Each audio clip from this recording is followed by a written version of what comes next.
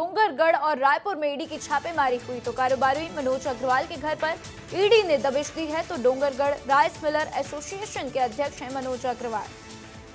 तो खम्हारडीह के बेनियान ट्री स्थित आवास पर पहुंची ईडी की टीम। सुबह 5 बजे से ईडी की टीम जांच में जुटी हुई है और आपको बता दें कि कारोबारी मनोज अग्रवाल के घर पर छापेमारी की गई। तो डोंगरगढ़ और रायपुर में ईडी की छापेमारी चल रही है। तो कारोबारी मनोज अग्रवाल के घर पर ईडी ने दबिश दी, छापेमारी की और डोंगरगढ़ राइस मिलर एसोसिएशन के अध्यक्ष हैं मनोज अग्रवाल, जिनके घर पर ईडी ने दबिश दी है।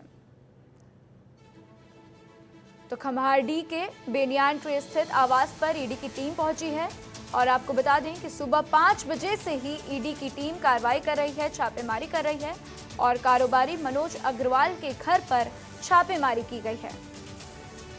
तो ये मनोज अग्रवाल के घर की तस्वीरें हम आपको दिखा रहे हैं।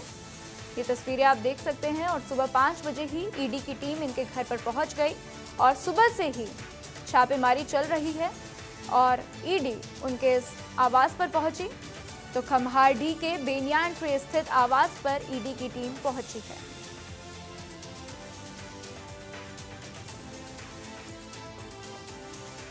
तो इसी बीच एक और बड़ी खबर आपको बता दें, छत्तीसगढ़ सरकार ने आरक्षण पर समिति का गठन किया है। तो कैबिनेट मंत्री रामविचार नेताम ने बनाया समिति का अध्यक्ष, उनको समिति का अध्यक्ष बनाया गया है। तो मामले में मंत्री रामविचार नेताम ने कहा है कि राज्य शासन को पहले ही समिति बनाना चाहिए था, जो समय समय पर काम होने थे वह नहीं किए गए। तो भाजपा सरकार आने के बाद से त्वरित निर्णय किया गया है। इनमें अन्य जनप्रतिनिधि भी शामिल हैं। तो दिल्ली से लौटने के बाद से समीक्षा बैठक की जाएगी और जब बैठक होगी तो उसमें जीएडी के अधिकारियों को भी उनके साथ भी चर्चा की जाएगी। देखिए, छत्तीसगढ़ शासन के द्वारा पहले से ही इस समिति बनना था, उसकी बैठकें भी समय समय पे जितना होना चाहिए तो नहीं किया। चाहे आरक्षण का हो, चाहे पदोन्नति का हो, वो विषय जस का तस पड़ा हुआ है। इस खबर पर ज्यादा जानकारी के लिए मेरे साथ रोहित मिश्रा जुड़ चुके हैं। रोहित, कैबिनेट मंत्री रामविचार नेताम को समिति का अध्यक्ष बनाया गया है और उनका कहना है कि राज्य शासन को पहले ही समिति बनानी चाहिए थी। इसको लेकर क्या कुछ जानकारी, क्या कुछ अपडेट? बिल्कुल राधा, देखिए 2011 से ये विवाद चलता आ रहा है, जिसपे साफ तौर पर उस तरह में देखा जाए तो रमन सरकार थी, भाजपा की सरकार थी। उस समय जो 50% आरक्षण दिया जाता था उसे 58% किया गया। उसके बाद सुप्रीम कोर्ट पे याचिका लगी और याचिका का फैसला 2022 में आया था और 2022 में आने के बाद में जो कांग्रेस उस समय, क्योंकि कांग्रेस सरकार थी, उसने ये फैसला लिया था कि राज्य में 76% आरक्षण जो है वो लागू किया जाए, जिसके लिए उन्होंने विधानसभा में इसे सर्वसम्मति से पारित भी कर लिया था। लेकिन वो आरक्षण संशोधन विधेयक अभी भी राजभवन में अटका पड़ा है। अब क्योंकि विवाद लंबा हो चुका है, बार बार हाई कोर्ट, सुप्रीम कोर्ट का इसमें दखल दिखाई देता है, तो ऐसे में क्योंकि रोक इसी साल के मई के महीने पे हटा ली गई थी, जिसके बाद से 58% आरक्षण के हिसाब से तो भर्तियां हो रही है, लेकिन अभी भी इसको लेकर हमेशा समय समय पर चर्चा होती है कि छत्तीसगढ़ में आरक्षण असल में कितना होना चाहिए और उसके कितनी जरूरत छत्तीसगढ़ में है। उसी को लेकर अब टीम का गठन कर दिया गया है, समिति का गठन कर दिया गया है। मंत्री रामविचार नेताम को, वरिष्ठ मंत्री है, आदिम जाति मंत्री हैं, उनको जिम्मेदारी दी गई है, वो इस अध्यक्ष संभालेंगे। इसके अलावा 2 विभागों के सचिव को भी इसमें जिम्मेदारी दी गई है, जो है वो सामान्य प्रशासन विभाग के सचिव भी रहेंगे, इसके अलावा आदिम जाति विभाग के सचिव रहेंगे। इसके अलावा कांग्रेस के भी एक विधायक संगीता सिन्हा को समिति में शामिल किया गया। इसमें भाजपा के भी कई विधायक जो है वो शामिल है और आगे 2 सालों पे, अगले 2 सालों के अंदर पर यह निर्णय लेना है कि छत्तीसगढ़ में आरक्षण को कितना रखा जाएगा, आरक्षण की कितनी स्थिति है और उसको लेकर सरकार को ये जो है वो सुझाव देंगे। उसी सुझाव के बिना पे आगे में आरक्षण को लेकर नया रोस्टर तैयार किया जा सकता है। फिलहाल अभी पहले बैठक का इंतजार है और पहले बैठक के बाद में यह स्पष्ट होगा कि किस आधार पे जो आरक्षण संशोधन विधेयक है आगे वाले समय पर लाया जा सकता है। बिल्कुल रोहित, तो दिल्ली से लौटने के बाद से समीक्षा बैठक की जाएगी और बैठक के बाद से देखा जाएगा कि कैसे आरक्षण के ऊपर क्या निर्णय निकलकर सामने आते हैं। हमारे साथ जानकारी साझा करने के लिए रोहित आपका शुक्रिया। पिछड़े वर्गों को हक और अधिकार दिलाने का दावा हर सरकार करती है और चुनावी मौसम में यह मुद्दा सबसे ज्यादा गर्म होता है।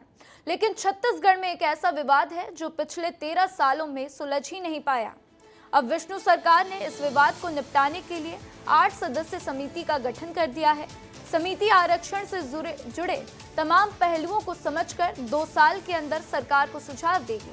ऐसे में चलिए देखते हैं कि प्रदेश में आरक्षण को लेकर कब क्या हुआ है। तो सबसे पहले रमन सरकार में 2012 में 58% आरक्षण की अधिसूचना जारी की गई। 1 दिसंबर 2022 को 76% आरक्षण विधेयक विधानसभा में पास हुआ। अनुसूचित जनजाति 32, अनुसूचित जाति 13, ओबीसी 27 और ईडब्ल्यूएस 4। तो वहीं मई में 2024 में इस फैसले में सुप्रीम कोर्ट ने राहत दी थी। तो अभी राज्य में 58% आरक्षण के हिसाब से की जाती है भर्ती और अब रमन सिंह सरकार ने 2012 में 58% आरक्षण की अधिसूचना जारी की थी। तो अनुसूचित जनजाति 32, अनुसूचित जाति 12, ओबीसी 14 के लिए प्रावधान है। तो राज्य में विवाद के बाद से बिलासपुर उच्च न्यायालय में इसको चुनौती दी गई थी और 2022 में हाई कोर्ट ने इस फैसले को असंवैधानिक बताया था। तो 1 दिसंबर 2022 को 76% आरक्षण विधेयक विधानसभा में पास किया गया, जिसमें अनुसूचित जनजाति 32, अनुसूचित जाति 13, ओबीसी 27 और ईडब्ल्यूएस 4।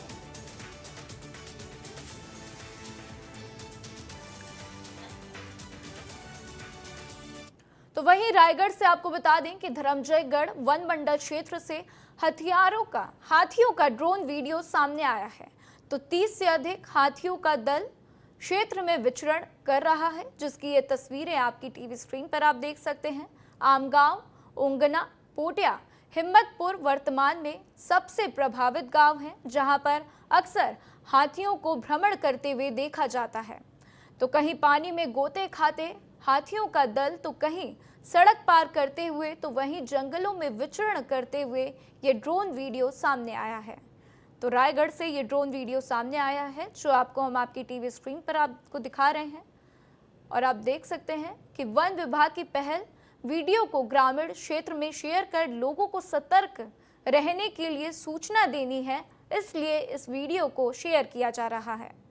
तो रायपुर में आपको बता दें कि मीसा बंदियों को फिर से पैसे मिलेंगे। सरकार ने बजट आवंटन आदेश जारी किया है।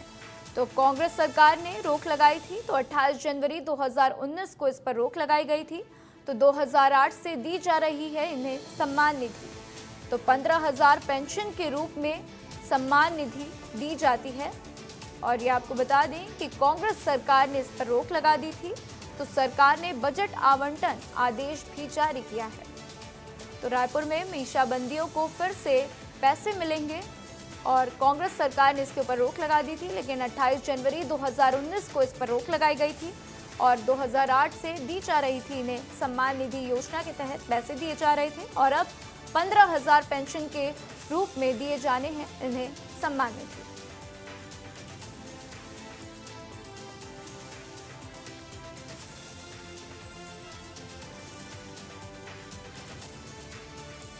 तो वहीं शिक्षिका से रेप का आरोपी गिरफ्तार कर लिया गया है। जशपुर की एक खबर आपको बता रहे हैं। तो 9 महीने से फरार था।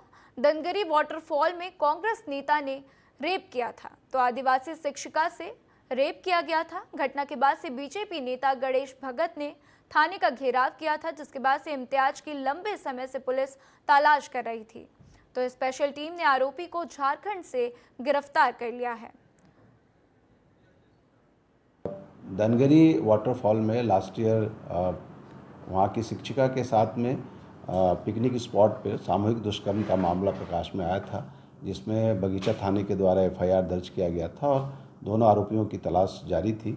और काफ़ी मशक्क़त के बाद एक आरोपी को उस समय पकड़ा गया था और अभी दूसरा आरोपी इम्तियाज, उसको जशपुर पुलिस ने पकड़ने में सफलता प्राप्त की है। और ये चूँकि बहुत ही शातिर किस्म का आरोपी है, लगातार अपने ठिकाने बदल रहा था। झारखंड में इसका लोकेशन मिल रहा था और वहाँ जाकर हमारी स्पेशल टीम ने इसे पकड़ा है।